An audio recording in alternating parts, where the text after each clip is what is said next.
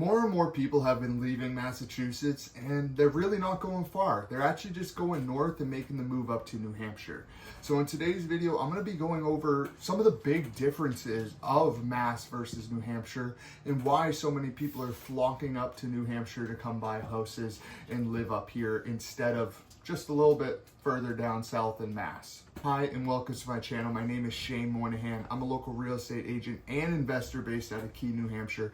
If you're looking to buy, sell, or invest in or around this area, feel free to reach out to me. I'd be more than happy to help. Or down below in the description, there's actually a link to my calendar where you can just book a free 15-30 minute call and we can discuss your real estate goals, see how I can help you hit those, and we can take it from there. So without further ado, let's get into why so many people are making the move from Massachusetts up to New Hampshire. So let's start with the most obvious reason you'll ever hear with people making the move up here, and that is taxes. So taxes are of course a huge part of everyone's life, and down in Massachusetts there is actually a 6.25% sales tax, and then there's actually a 5%, I believe it's a flat tax on the income for the state of Massachusetts. So you're paying 5% on your income and then another 6.25 on your sales. Now make that just a quick little journey up to New Hampshire and you're paying 0 on both. We're 0%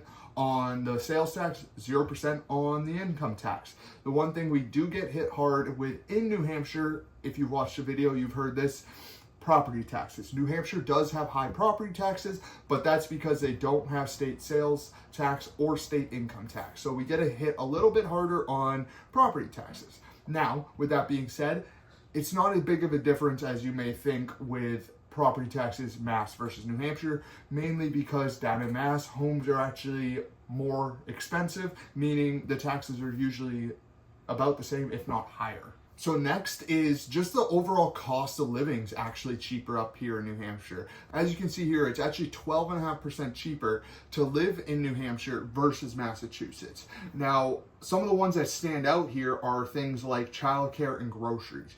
Both those are close to 20% higher of a cost down in Mass versus the cost up here in New Hampshire. Now also, you can take a look at these houses. As you'll see, the first one, it's a $500,000 house in Westboro, Mass. You're just under 1,300 square feet. Then you got a little bit bigger one, just under 2,000 square feet. 4 beds, 3 baths, you're at $769. Now we go to the New Hampshire side where I'm up here located in Keene. You got about the same price, $765,000, and you're getting a 5-bedroom, 5-bath house with 4,300 square feet. So almost double the house. And then for this one, I didn't really need to find a comp at 500 because this one was pretty close to a comp of their 500 one down in Mass, and this one's 350 up here in Keene for roughly the same square footage. So as you can see, it is a lot cheaper to live up here on this side of things. And you'll see also things like utilities, insurance, and just like I went over, the local expenses of everyday things are cheaper up here versus Mass. So another reason people are flocking up this way. Then the third reason is lifestyle and space. So of course, New Hampshire is kind of known for being a rural state, I would say. There's not many really at all big cities. The biggest one's Manchester and then Nashua, and that's about it for big cities. You got a couple on the seacoast, really Keene and Claremont over here on the west side, and that's about it. So it's not nearly as big of a city metro as down in Massachusetts. Of course, the biggest one down there is going to be Boston, and a lot of people do make the move from Boston up here, and a lot of times they'll actually keep their job in Boston, especially if they have like a remote job where they only have to be in office a certain number of times a week or a month. They'll do that commute maybe once a week if they can live the rest of the time up here in New Hampshire. And that comes right into point number 4 actually, and that is because a lot of people do the remote work and commuting. Because if you're on the southern border of New Hampshire, depending on how southern you are, it can only be like an hour, not an hour, but an hour and a half drive down to Boston, maybe even an hour if you're really close to Nashua and just shoot down the highway there. Over here in Keene, you're looking a little bit closer to 145 to 2 hours down to Boston. But of course, I've sold people houses that live in Keene and they're only like 45 minutes from their work in Mass. So there are options to be able to do this. And of course, during the whole pandemic years of 2020 to 22 or whatever, there was a lot of people who got the okay green light for their remote working jobs and made that move. Now, the fifth reason, and New Hampshire does really good on this, and that's the quality of life. New Hampshire, I believe, is ranked number 2 overall in all 50 states of the United States to actually live in, because it's just a really good state. There's a lot of things going on, and of course, it's like the quality of life. We have one of the safest states in New Hampshire, which of course, a lot of that has to do with how rural and little population we have up here, because a lot of that's just a numbers game, and we're a pretty safe area up here.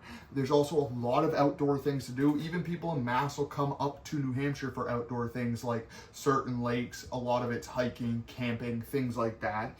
And then just the overall lifestyle is just a lot quieter, a lot more mild, a little bit more country-esque feel to it. So a lot of people like it just for the overall quality, peacefulness of life. Now, those are the big reasons, and a couple things I want to mention before you really think about making the moves is, of course, no place is going to be a perfect place for you to live, but you really have to look at the comparison, see what makes sense. Of course, up here in New Hampshire, there's going to be some areas that have really high taxes.